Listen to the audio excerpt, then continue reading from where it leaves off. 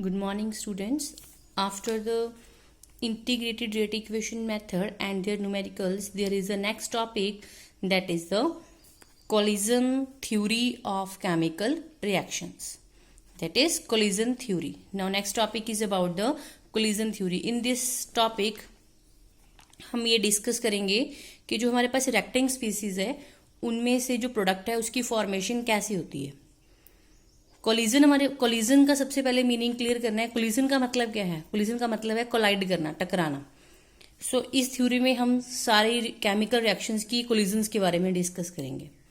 So we know that the reacting species taking part in a chemical reaction can give product only in case they come in contact with each other. What is the meaning of this line? That is कि हमारे पास जो reacting species हैं वो product देती हैं और वो product सिर्फ उस केस में देती हैं जब वो एक दूसरे के कॉन्टैक्ट में आती हैं. And we can say that they collide with each other. और हम ये भी बोल सकते हैं कि अगर वो एक दूसरे से क्या करें, कोलाइड करें. अगर वो कोलाइड कर रही हैं देन वो फ्रूटफुल रिजल्ट देंगे. Then we can say that कि वो प्रोडक्ट की फॉर्मेशन कर रही हैं. So this is called the collision theory of the reaction rate. That is according to this the basic condition of the reaction is collision among them. What is the meaning of this line? The basic condition of a reaction is collision among them. That is the basic condition किसी reaction की कि वो product form कर रही है या नहीं कर रही है, वो depend करेगा collision के ऊपर. Because अगर हमारे पास जो reacting species हैं उनमें direct collision हो रहा है, means जो collision है वो proper हो रहा है, then they will form the product. Otherwise they will not form the product. So the number of collisions taking part in a chemical reaction that takes place per second per unit volume of the reaction mixture is called collision frequency. This is an important definition. What is collision frequency?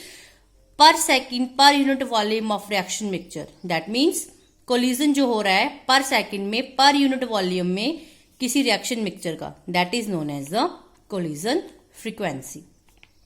It is a fast rate. और collision frequency को हम denote करते हैं capital Z से. Since collision takes at very fast rate, so the value of collision is expected to be very high. अगर हमारे पास collision जो है वो बहुत fast rate पे आ रहा है, that means उसकी जो frequency है वो भी क्या आएगी, high आएगी. So I am again repeating, what is the collision frequency? That is the number of collisions taking part per second per unit volume of the reaction mixture is known as the collision frequency. ये तो उस case में है जहां पे जो collision है वो properly oriented है, that means properly collision वहां पे हो रहा है. But there are some cases also what sometimes it is not necessary that all the collisions may lead to the products. अब कंडीशन देखिए यहाँ पे कि ये भी नहीं हो सकता कि हर बार ही जो कोलिजन हुआ उसका रिजल्ट जो है वो फ्रूटफुल हो. दैट मीन्स कि वो हमेशा प्रोडक्ट ही फॉर्म करे. The collision due to which product is formed is called the effective collision. हमारे पास दो तरह के कोलिजन होंगे, एक फ्रूटफुल होगा एक फ्रूटलेस होगा. दैट इज इफेक्टिव होगा, एक अनइफेक्टिव होगा. उसका क्या मीनिंग है? इफेक्टिव कोलिजन क्या हुआ कि कोलिजन हुआ मीन्स अगर मैं बात करूं तो दो रिएक्टिंग स्पीसीज का आपस में डायरेक्ट कोलिजन हुआ और प्रोडक्ट बन गया. दैट मीन्स ये हमारे पास क्या हुआ, इफेक्टिव. ऐसा भी हो सकता है कि दो एटम्स का कोलिजन हुआ बट प्रोडक्ट की फॉर्मेशन नहीं हुई, तो इस केस में वो क्या होगा, अनइफेक्टिव होगा. So for the effective collision, the reacting species have to overcome the certain obstructions and also called the barriers. अब इसको हम आगे डिस्कस करेंगे, लेकिन उसको करने से पहले मैं आपको इसको दोबारा से एक्सप्लेन कर रही हूँ कि इफेक्टिव कोलिजन और अनइफेक्टिव कोलिजन क्या है. कि अगर तो हमारे पास प्रोडक्ट की फॉर्मेशन हो रही है, रिएक्टिंग स्पीसीज का कोलिजन हुआ, प्रोडक्ट फॉर्म हो गया, दैट मीन्स वो होगा इफेक्टिव कोलिजन. अगर हमारे पास कोलिजन हो रहा है लेकिन प्रोडक्ट फॉर्म नहीं हुआ, दैट मीन्स वो हमारे पास क्या होगा, अनइफेक्टिव कोलिजन होगा. तो अब ऐसा क्या था उसमें, अब जिसमें तो प्रोडक्ट बन गया, ऐसा उसने क्या किया कि उसका कोलिजन इफेक्टिव हो गया, और जिसमें प्रोडक्ट नहीं बना वो ऐसा क्या नहीं कर पाया कि उसमें हमारे पास प्रोडक्ट की फॉर्मेशन नहीं हुई। तो उसको डिस्कस करने के लिए we have the two type of barriers. So number one barrier हम कह सकते हैं कि ऑब्स्ट्रक्शन, उसकी जो रुकावट है, उसके जो वे में रुकावट आ रही है, दैट इज द बैरियर्स। अब यहाँ पे हमारे पास टू टाइप्स के एनर्जी बैरियर्स हैं, बैरियर्स हैं। First one is the energy barrier. So, in order to make the certain collision effective, the species taking part in a chemical reaction must have a certain minimum energy known as the threshold energy. I am again explaining. In order to make certain collision effective, अगर collision को effective बनाना है, then the reacting species जो participate कर रही हैं किसी chemical reaction में, उनके पास एक minimum amount of energy होना चाहिए अपना। They have possessed the minimum amount of energy that is known as the threshold energy. Means reacting species की अपनी एक minimum energy होनी चाहिए जिसको हम बोलेंगे threshold energy. Then in case of energy of colliding species is less than the threshold energy. तो that means जो फिर collide होने के बाद energy generate हो रही है वो threshold energy से कम होनी चाहिए. Then that time the collision will be wasted without forming any product.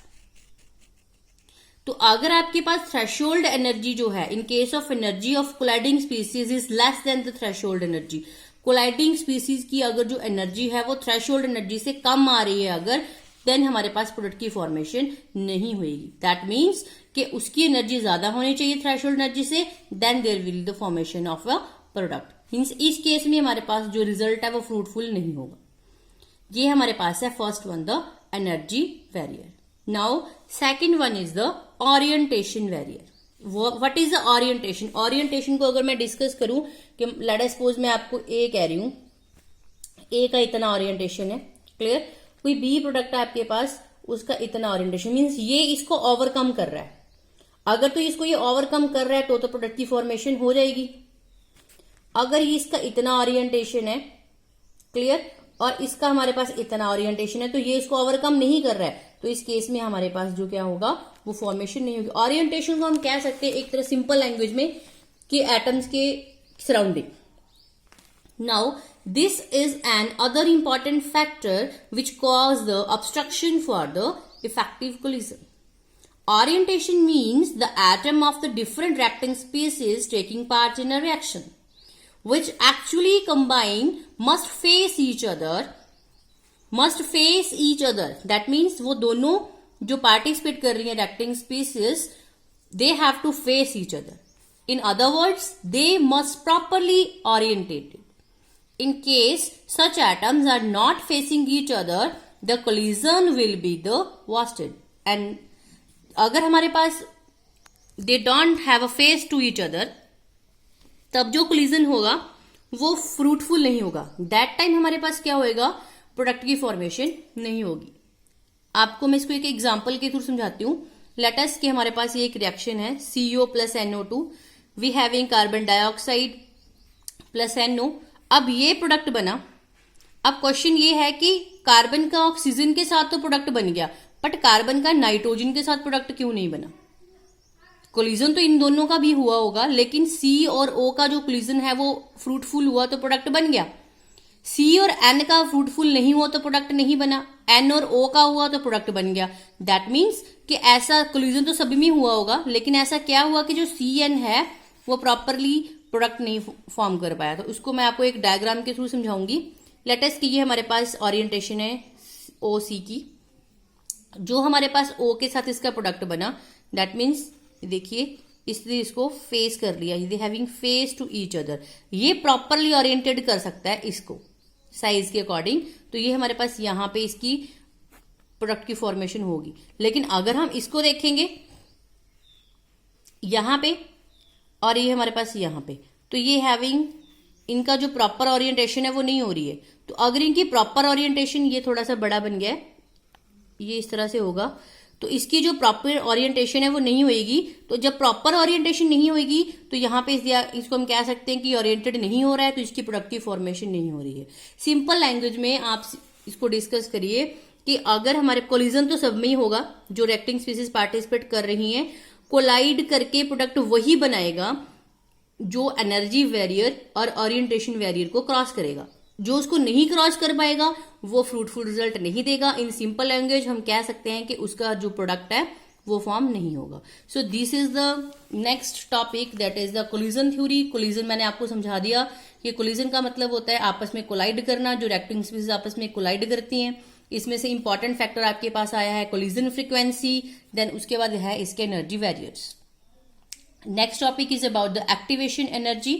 So firstly आप पहले इसको अच्छे से डिस्कस कर लीजिए, कोई प्रॉब्लम है इसमें देन टेल मी।